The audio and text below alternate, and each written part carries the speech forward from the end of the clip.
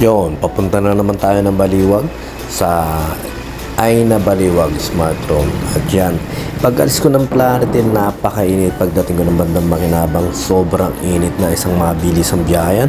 At yan, nakasabay natin si Tita Neneng, kapatid ng mami yan. At dati magkakasabay halos kami pupunta, kaso nga minsan nagkakaiba-iba yung schedule namin dahil nga minsan may ginagawa ako, minsan may ginagawa rin si mami. Ngayon ang Tita Neneng regular na tuwing umaga. At yan yung mga nakakasabay namin dyan. Kumbaga, mga regular na rin na pumupunta dyan. At karaniwan niya yung mga pumupunta dyan ay yung mga iba'y senior na. At meron din naman mga kaidaran ko lang na sakto lang din, na wala naman masyado nararamdaman, pero gusto nga ma-prevent na ma-detox na yung mga dati nating na-imbak na kung ano nung toxin sa ating katawan. Yan. At saka yan na si Tita Neneng. Sabi ko nga happy birthday lang pala nung last month pala niyan. At malapit na rin birthday nung anak niyan. At apo na si Ate Ria. At saka yung anak ni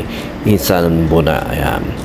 Nagkaroon ako ng belt kasi naisama ko kahapon si ano pangalan nun? Yung aking kaibigan na si Paring Eli, dapat si Paring Kenneth.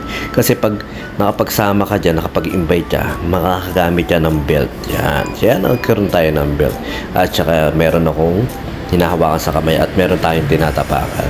Kaya medyo solid yung nagagamit natin ngayon na gamit sa smartphone. Kasi karaniwan pag wala kang invite o wala kang naisama dyan, ang nagpagagamit mo lang yung sa kamay at saka sa paa. Pero ayun naman ay malaking tulong ka rin para matitox yung ating katawan. At ito nga, buti nga hindi ako nakapag long sleeve na pero buti na lang meron akong parang sleeve lang sa braso yan na nakatabi ron. Kaya kahit pa paano nakauwi naman ako ng hindi sunog na sunog. Ayun lang, sa mga tropa natin dyan gusto nyo try ang smartphone, libre lang yan. Try nyo mag-invest din siyempre sa ating kalusugan. Hindi na puro tayo inom, hindi na rin tayo mga pabata. Ayun lang, sumayin nyo ka pa yung pang-peace with you. God bless.